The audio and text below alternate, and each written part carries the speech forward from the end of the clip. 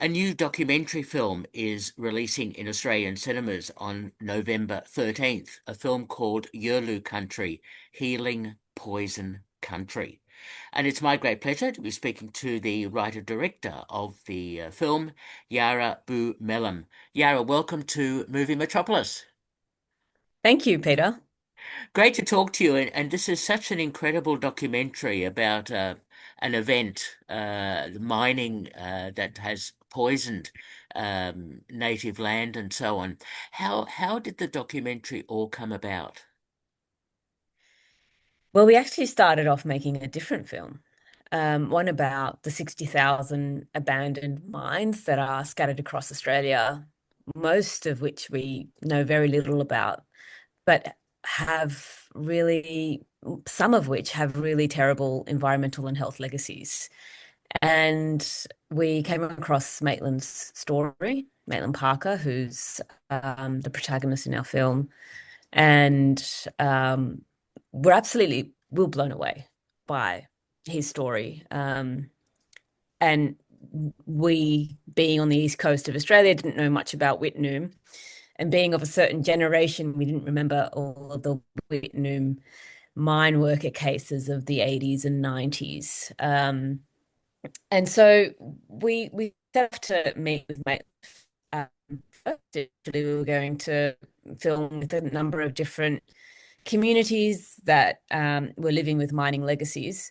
And once we started filming with Maitland, and he told us this story of epic proportions of, in narrative terms, like a Greek tragedy in a way, where there's only one ending for Maitland because he had developed mesothelioma as a result of these mines in Whitnum. Um, we realized very quickly that this was a film that had to have the singular focus of following Maitland's journey and focusing on the Whitnum asbestos mines and his fight to heal his country. Um, and just to give you a sense of the context of this mine site, so in the 40s, blue asbestos was mined in Whitnum in the Pilbara of Western Australia. And what happened is that the miners dumped, 3 million tons plus of asbestos waste tailings in this vicinity, in the vicinity of the Whitnum mines, making it the largest contaminated site in the Southern Hemisphere. They closed about 60 years ago.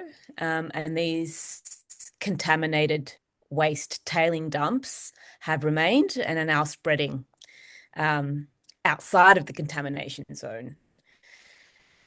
Wow. So Yeah. this was something that Maitland had confronted as a Bunjima elders. This is on Bunjima country. Um, he actually didn't work in the mines, but he got exposed to the asbestos tailings while living in Karajini National Park as a park ranger and, traveling through Whitnum on his regular service runs as a park ranger. And this was something that he wanted to stop with him. And this is why part of the reason why he told his story. What an incredible story, and how awful for him, of course, because he has subsequently died, I think, and it's just a terrible story. So tell me about the logistics you had, Yara, in constructing the story so that you can Mm. tell Maitland's story, and also of filming, especially in contaminated areas. Yeah. It was it was challenging to say the least. I mean, we're talking about going into um an area of the Pilbara which, often has 40-degree, 50-degree heat, but also has this contamination zone, this no-go zone, essentially. And we needed to film in this no-go zone. And it's a no-go zone for safety reasons because of the presence of deadly asbestos fibers. The saying goes that that it only takes one asbestos fiber to lodge in your lungs in order to actually develop some sort of asbestos related disease. Um, uh, but the reality is, acute exposure or prolonged exposure is the real problem. So we had a few choices to make. And coming from an investigative journalism background where a lot of work I had done in the past was, in war zones, disaster zones, um, what you do is risk mitigate, and risk mitigate and risk mitigate until, you're absolutely confident that you're, going in with the best possible safety precautions. So we, consulted with an asbestos safety health consultant who developed a kind of safety plan for us, which involved donning suits and masks, decontaminating, before we re-entered our cars and going into the contamination zone, and disposing of any potential asbestos waste that we may have, had on our plastic clothing, safely and responsibly. We also, from a film perspective, it was actually interesting because we tried to mechanize and remotely control cameras as much as we could. That involved, mounting a camera onto our car that we could operate from inside using a remote control, which kind of gives us this kind of gorgeous sense of movement through this incredible landscape.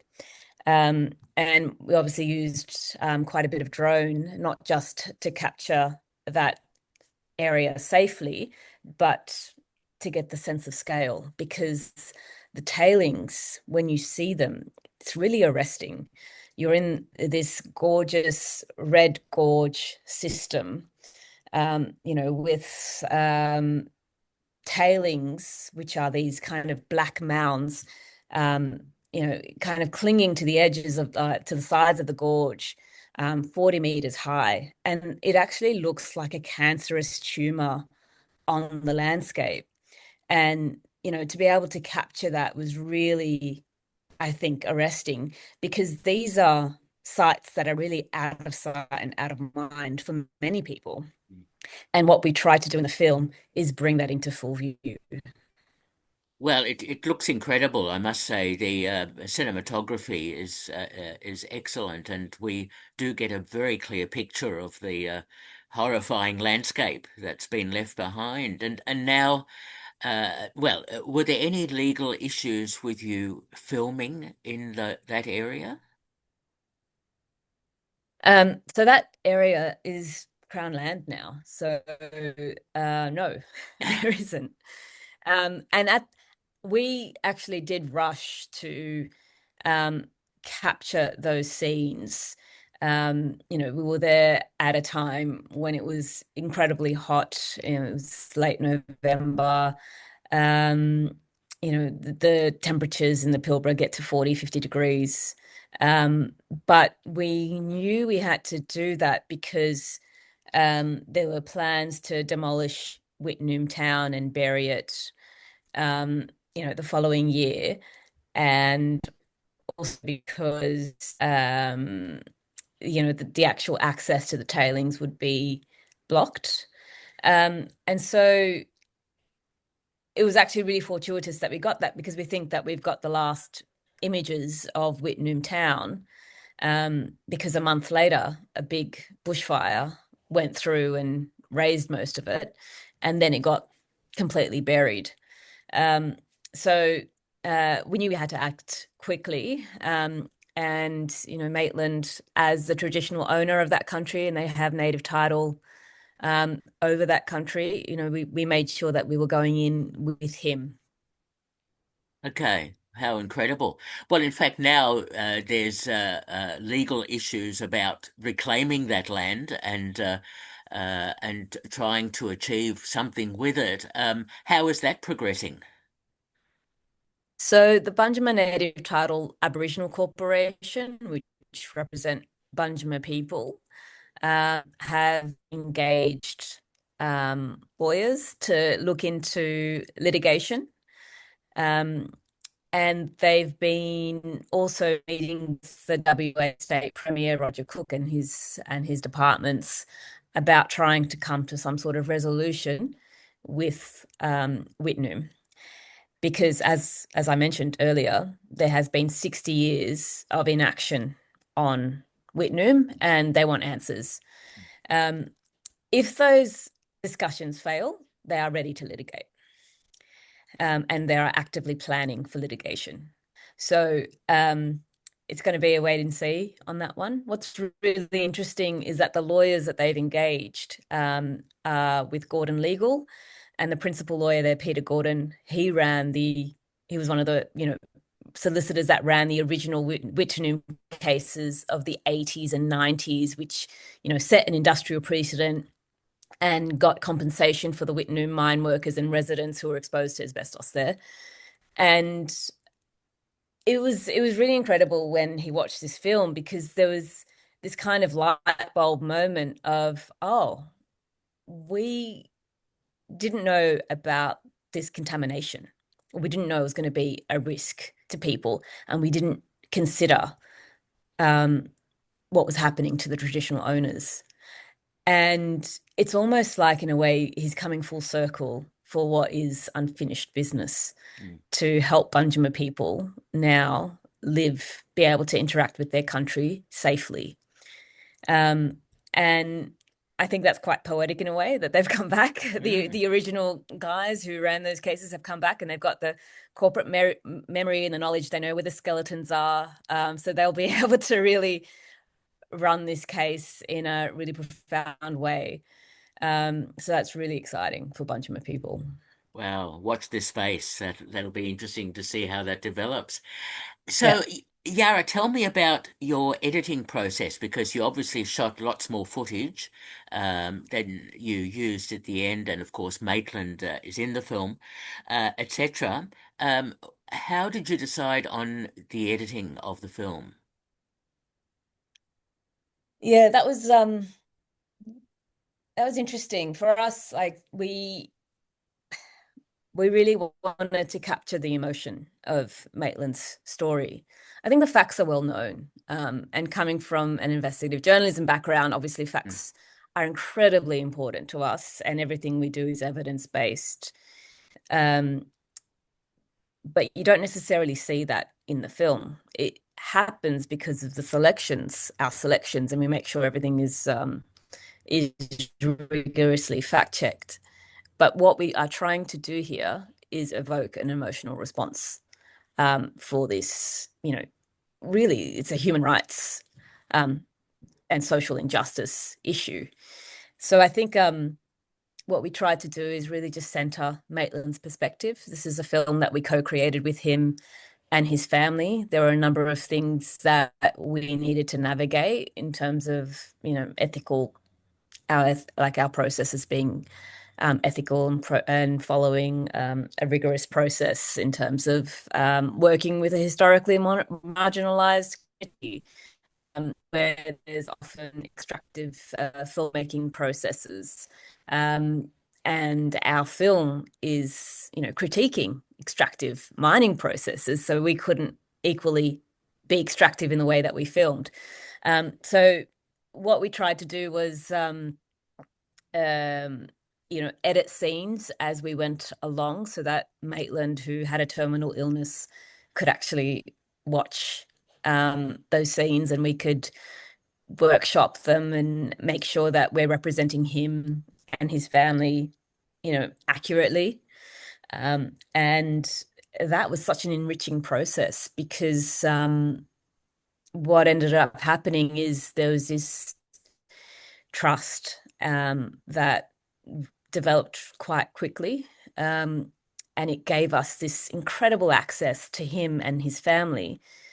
Some really intimate moments and deeply personal moments that we were able to film with him and his family. I'm talking about, things that, a layperson, let alone an Indigenous elder, would allow anyone to film, from being by his side in hospital, to funerals and you know quite terrible news being delivered by doctors. So it was an incredible process. And because we had developed this way of working where we were showing cuts of the film as we went along, and we showed the rough cut to like 3 or 4 generations of the family. We went back for the fine cut. We just like there was always this constant dialogue. Um, and that's what gave us intimate, this really intimate access, and gives the film this immersive quality, um, that really resonates with people because you feel like you're there with Maitland and his family on this journey. Um, and that was really important to us because Bunjima people haven't been listened to for so long. Um, the first we scoured the archives, looking for uh, moments when anyone interviewed a Bunjima person, about Wittenoom. And the first that we found, was an NITV, which is the National Indigenous, Network, interview with Maitland Parker, in 2021. So it was really important for us to centre Bunjima's perspective with this film. Absolutely, and you've done such a great job with doing that. It's great to see the film is getting a national release, November 13th, uh, Australian cinemas. How else will the film be rolled out? Because this is such an incredible story. Um, well, we're running an impact campaign around the film, and that's something that we're working with the Bunjima Native Title Aboriginal Corporation. So there'll be a host a screening program, which is already getting a lot of interest, um, and we'll be looking for our distributor will look at more traditional modes of distribution, including streaming and broadcast after the life of the film, on the theatrical cinema circuit. Um, and we're still running our international festival circuit as well, and are speaking to the UN Human Rights Council in Geneva, about a side event and a film screening, which they're very interested in because, one of their special rapporteurs on toxics and human rights actually interviews Maitland in the film about Whitney. So we've got this, long-standing relationship that we've forged with the UN Human Rights Council, and we've been selected for the UN Human Rights Tour as well, which is run Hmm. by the UN Human Rights Council and, a Geneva-based festival, FIFDH. So, we're running our cinema tour, but that's not going to be the end of the film. I think it's going to be a really important advocacy tool for Banjima people, to allow people to understand what it is they've been facing over the last, 60 to 80 years, um, and to understand why it is they want to, heal country. And I think at the end of the day, they're not just doing it for Banjima people. I mean, this is a legacy for all Australians. This is the largest contaminated site in the Southern Hemisphere. Lots of tourists, lots of mine workers travel through that region. This is something that I think is really easy for all Australians to get behind. Absolutely, fully endorse that. Yeah, great talking to you. I just wanted to ask you, are you planning any other film projects at the moment? Yes. Yes, I should stop. This was a particularly exhausting film for us to make on, personal, emotional levels. But, there are so many great stories, and it's hard to, look away when you see them. Absolutely. I wish you well with future projects and certainly with this film, Yurlu Country, Healing Poison Country, releasing November 13th in cinemas across Australia.